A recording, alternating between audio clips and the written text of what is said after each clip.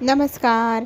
ठरलं तर मग ह्या मालिकेच्या आजच्या भागात आपल्याला पाहायला मिळणार प्रतिमा इथे सगळ्यांसमोर एक प्रश्न उपस्थित करते. जर आपल्या घरात आत्तापर्यंत वावरणारी चुकीची व्यक्ती बबली जर असेल तर आता आपली खरी तन्वी कुठे गेली? त्या ॲक्सिडेंटमध्ये ती जिवंत असणारच, त्याच्यानंतर ती कुणालाही भेटलेली नाही. मग तिचं अस्तित्व कुठे असेल? तिने कसे दिवस काढले असतील? आपण तिला शोधायला हवं की नाही? ह्या सगळ्या गोष्टीवर प्रत्येकाने आपापली मतं मांडायला सुरुवात केलेली असते. तर आता इथे ना रविराज म्हणू लागतात की मला ना आता हा शोधच घ्यायचा नाही आहे. ह्या शोधाच्या नादामध्ये आपल्या ताब्यात ना चुकीची व्यक्ती आली, आपलं घर उद्ध्वस्त करून गेली. पुन्हा त्याच गोष्टी, तेच सगळं नकोच झाले मला आता. नकोच त्या गोष्टी, नकोच त्या आठवणी, असं म्हणत इथे तो नकार देतो. घरातले सगळेजण आपापलं मत मांडू लागतात.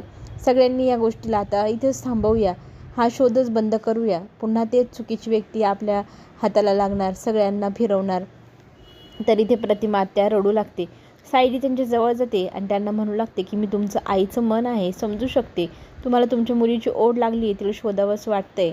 पण मी तुम्हाला आता वचन देते, आता सध्या तरी जोपर्यंत आजीची तब्येत बरी होत नाही तोपर्यंत आपण थोडे दिवस शांतता घेऊ आणि आपण खऱ्या तन्वीचा शोध नक्की घेऊया. फक्त आता शांत राहूया, असं म्हणत सायली इथे प्रतिमाची समजूत काढू लागते. प्रतापलाही तेच वाटतं की आत्ता नको, वाटलं तर आपण नंतर तिचा शोध घेऊया, नक्की ते आपल्याला मिळेल. फक्त आता थोड्या दिवस विश्रांती घेऊ. प्रतिमा सायलीचं म्हणणं ऐकते आणि मग डोळे पुसत मग तिला घट्ट अशी मिठी मारते. सगळेजण आपापल्या खोलीत झोपायला निघून जातात. प्रतिमा, रविराज आपल्या घरी जायचा हट्ट करतात आणि उद्या सकाळी आम्ही घरी जाऊ असंही म्हणतात. तर इथे आपल्याला पाहायला मिळेल की खोलीमध्ये गेल्यानंतर सायली आपली आवराआवरी करत असते आणि अर्जुन मात्र एका गहन विचारात पडलेला असतो. ते म्हणजे सायलीने किती दिवस तन्वी बनून आजीसमोर वावरायचं आणि असं कितपत चालणार? हे योग्य नाही, ही तेच थांबवायला हवं.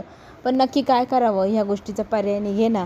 सायली हे सगळं लांबून पाहते, अर्जुनला हाताला धरते आणि आरशासमोर घेऊन जाते आणि म्हणते, हे मिस्टर वकील जे आहे ना आणि त्यांची बायको, हे कुठलंही संकट आलं नाही, ते संकट आपल्या डोक्यावरती घेतात आणि त्या संकटातनं सगळ्या घराला, सगळ्यांना व्यवस्थित सुखरूप पार पाडतात. मग तुम्ही का टेन्शन घेताय? कसलं टेन्शन घेताय? आजीचं, आजी होईल हो बरी, तुम्ही ना मन शांत ठेवा, असं म्हणत ती त्याला झोपायला घेऊन जाऊ लागते. पण तो मात्र काही विसरायला तयार नसतो. त्याला मग इथे सायली मायेने, प्रेमाने चार समजूतच्या गोष्टी सांगू लागते आणि बघता बघता एकदम दोघंजणं विसरूनच जातात, भानच हरपून जातात, एकमेकांच्या इतक्या जवळ येऊन जातात. पुढे आपल्याला ह्या गोष्टीबद्दल एक गोष्ट घडणारे ती पाहायला मिळेलच. इथे आता सकाळी सगळेजण नाश्ता करायला आलेले असतात, हॉलमध्ये बसलेले असतात. रविराज सांगू लागतो की आता बरेच दिवस झालो आम्ही इथंच आहे, तर आम्हाला आज जायचं आहे. तर तुम्ही नका म्हणू नका, कारण मला जायचं आहे, कारण कामं खूप अडकली. प्रतिमा आणि सुमनही म्हणते किती दिवस असं इथं राहणार, भरपूर दिवस राहिलो ना आम्ही. मग आजी म्हणते ठीक आहे, तुम्ही जा मग नाश्ता झाल्यानंतर. तितक्यात अर्जुन आणि सायली पायऱ्यांनी खाली उतरून येतात आणि अर्जुनच्या खोलीतून तन्वी का आली आहे म्हणून आजी आता प्रश्न करू लागते की तन्वी, तू त्यांच्या खोलीत काय करत होतीस? सायली कुठे आहे? आता सायली आणि तन्वी ह्या आजीने दोन गोष्टी अशा इमॅजिन केल्या आहे. म्हणजे आता सगळ्यांसमोर एक प्रश्न उभा राहिला आहे. आता आजीने सायली कुणाला मांडलं आहे? सायली आजीच्या दृष्टीने कोण? आता तन्वी म्हणून इथे आपली तन्वी उत्तर देऊ लागते की यांचा ड्रेस बाकी होता ना लॉन्ड्रीचा, मी तो देण्यासाठी गेली होती, म्हणून आम्ही दोघं येताना खोलीतनं सोबत आलो. तर आजी म्हणते की मला तुझ्याशी किती गप्पा मारायचे, एक गाणं आहे आपण दोघीजणी नेहमी म्हणायचो, आता आपण दोघींनी ते गाणं म्हणायचं का? इथे त्यांच्या चर्चा चालू असतात. अर्जुन आता अश्विनला बाजूला घेतो आणि म्हणतो, बघ किती कन्फ्युजन वाढत चालले, मला तरी वाटते आजीला आपण भानावर आणावं, तिला जाणीव करून द्यावी, सायली आणि तन्वी वेगळ्या दोन व्यक्ती नसून एकच आहे. तरी ते अश्विन म्हणू लागतो की नाही, आजीची तब्येत अजूनही चांगली नाही, त्याच्यामुळे थोडे दिवस हे नाटक कंटिन्यू करावंच लागेल. आजी म्हणते तसं सायलीला तन्वी बनून राहावंच लागेल. आता इथे आजी तन्वीला म्हणू लागते की आपण दोघी जणी गाणं म्हणूया, तू लहानपणी माझ्यासोबत नेहमी गाणं म्हणायची, तेच वालं गाणं आपण म्हणूया. आता इथे सगळ्यांना वाटतं सायलीला ते गाणं माहितीच नाही, सगळेजण टेन्शनमध्ये असतात. कल्पना तर प्रयत्न करत असते की कशाला गाणं वगैरे, राहू द्या आई, तुम्हाला काही पण आठवते, असं म्हणत कल्पना टाळण्याचा प्रयत्न करत असते. पण इथे आजींनी आता रबस लावला आहे की नाही नाही नाही, मला ते गाणं आता माझ्या तन्वीसोबत बोलायचंच आहे, असं म्हणत तन्वीला मग ती हट्ट करू लागते. आता सगळेजण टेन्शनमध्ये, ह्या सगळ्या प्रश्नांची उत्तरं ती कशी देणार, तिला कसं ते गाणं आठवणार, ती काय तन्वी का खरी तिला ते गाणं आठवायला. प्रतिमा सगळेजण आजीला समजत असतात, पण आजीने आता ते गाणं गुणगुणायला सुरुवात केलेली असते. आता निंबोणीच्या झाडामागे लपलस का चांदूबाबा चांदूबाबा. आता इथून पुढे सुरुवात झाली. सगळेजण एकमेकांच्या चेहऱ्याला पाहत आहे.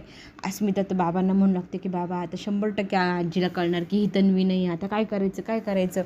आता डोळे बंद करून ते गाणं जसं आजी गुणगुणत असते त्याच्या पुढची कडवी हे कळत नकळतपणे इथे आपली सायली बोलू लागते. आणि बोलल्यानंतर ज्यावेळेला ती डोळे उघडते तर आजी म्हणू लागते, बरोबर तुला आजही ते गाणं सही एकदम बरोबर असं गाताच येत नाही, आत्ताही ते गाणं तू चुकीचंच बोललीस. आणि मग आजी हसू लागते.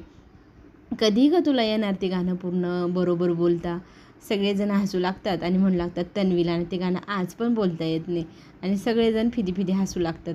आता इथे सगळ्यांच्या जीवात जीव आला की बरोबर आजीला आता कळलं की हीच खरी तन्वी. आणि आजीशी बोलता बोलता इथे अर्जुन म्हणू लागतो की आजी आता बस झालं बरं का तुझी गाणं वगैरे, चल बरं आता आराम करायला हवं, तू खोलीत जा आणि आराम कर. असं म्हणत अर्जुन आता हट्ट करतो आजीला आराम करायला जा. तर आजी म्हणते, अरे सगळ्यांसोबत गप्पा मारत बसली असती पण तू काही मला गप्पाच मारू देत नाही, बरं जाते रे बाबा मी. असं म्हणत ती खोलीत निघून जाते. लगेचच सगळेजण प्रश्न विचारायला लागतात सायलीला की तुला हे गाणं कसं जमलं, कारण तन्वी जे गाणं जसं बोलायची तसंच तू बोलली.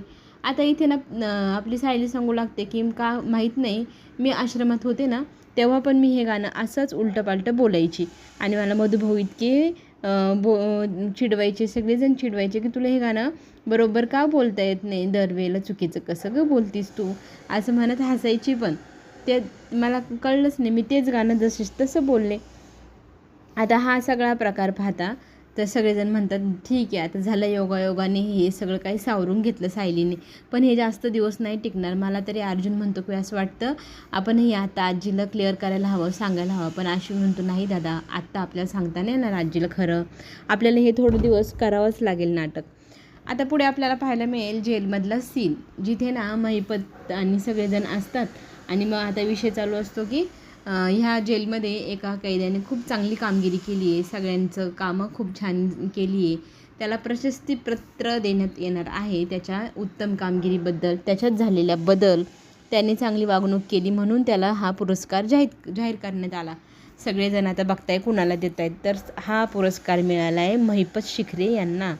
सगळेजण पाहू लागतात की महिपतला असा पुरस्कार, अरे वा. मग महिपत सगळ्यांच्या समोर ते प्रशस्तीपत्र घ्यायला जातो. त्याचे सगळेजण कौतुक करतात, सगळ्यांसमोर तो हात जोडून आभार मानतो. आणि खरं तर त्याला मिळालेले हे प्रशस्तीपत्र ही त्याची चांगल्या वागणुकीची पोचपावती म्हणायला हवी.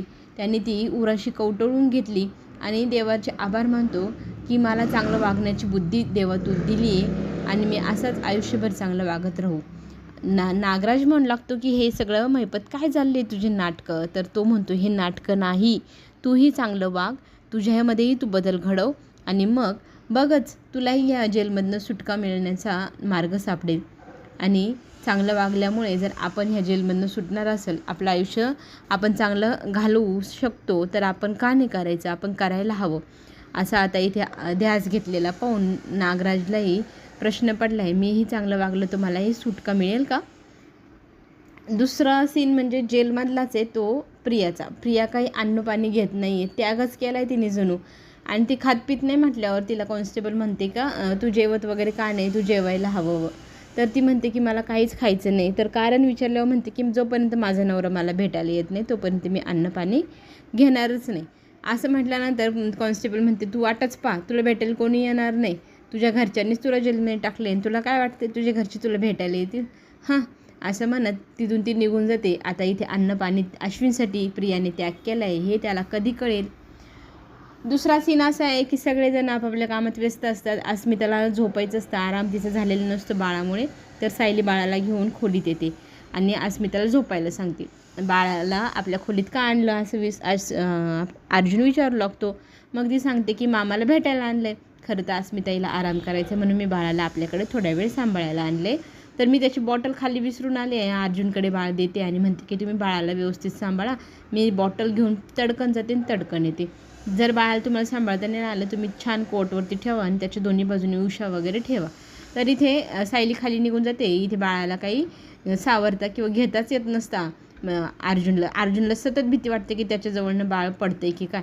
मग तो काय करतो, कॉटवर ठेवतो आणि कॉटवरती ठेवून तो उशी कुठे पाहू लागतो. तो उशी त्या खुर्चीत असते. मग बाळाला म्हणतो की तू इथेच थांब, हलू नको, मामा पटकन जाईल आणि उशी घेऊन येईल. आता बाळ त्याचं काय ऐकण्याजोगं आहे का? बाळ काय त्याचं ऐकायला तयार नाही. बाळाने आता मामाची पाठ फिरल्या लगेचच कलटणी घेतली आणि हे पाहिलेलं असतं सायलीने. बाळ पडणार त्याच वेळेला त्या बाळाला इथे लगेचच सायली सावरते. इतका घाबरलेला असतो अर्जुन, बाळ पडलं असतं, त्याला काय झालं असतं तर, असं म्हणत तो रडू लागतो. त्याला छान प्रकारे सायली समजून सांगते बाळ किती गोंडस आहे, त्याला तुम्ही सांभाळू शकता, फक्त तुम्ही कॉन्फिडंट राहा की तुम्ही बाळाला सांभाळू शकता, असं म्हणत ती बाळाला मग त्याच्या मांडीत देते. दोघंजण छान गप्पा गोष्टी करतात. तितक्यात कल्पना हाक मारून सायलीला खाली ये म्हणू लागते. मग सायली खाली जाते तर म्हणते की काय झालं आहे, मग आजी बोलवते तुला, असं म्हणत सायली आता लगेच विमलताईला म्हणते की विमलताई तुम्ही शिरा बनवला आहे ना, तो बशीत द्या आणि त्याच्यात ना आंब्याची फोडी पण ठेवा, आजीला मी घेऊन जाते. तर हा प्रकार ना तन्वी लहानपणी करायची, आजीला शिऱ्यासोबत आंब्याच्या कापा द्यायची. तर हे सगळं तुला कसं आठवलं आहे म्हणून प्रताप सायलीला प्रश्न विचारतो. ती म्हणते माहीत नाही मला असं का करावं वाटलं, पण मी मधुभाऊंना पण असंच करायची. असं म्हटल्यावर तो विषय पुन्हा तिथंच जातो. आता इथे आजीशी गप्पा मारायला आपली तन्वी जाते. तन्वी गप्पा खूप गोष्टी मारत असते आणि म्हणत असते की आजी मला तुझी साडी देशील का गं. तर आजी म्हणते का गं, तर ती म्हणते मला तुझी साडी घालून ना घरभर मिरवायची. मग आजी म्हणते तुला नवीन साडी देते ना मी. तर ती म्हणते नाही आजी मला तू घातलेलीच साडी हवी आहे. हा हट्ट सेम टू सेम लहानपणी तन्वी करायची. ह्या सगळ्या गोष्टी सायलीला कशा जमत आहे, कशा येत आहे, हा यक्ष प्रश्न सगळ्यांसमोर. त्याचं प्रश्नाचं उत्तर आता मिळणार का, हे सगळं काही पाहण्यासाठी आपण पुन्हा भेटूया. चॅनलला सगळ्यांनी लाईक करायचं, सबस्क्राईब करायचं. तोपर्यंत घेऊया छोटीशी विश्रांती. धन्यवाद.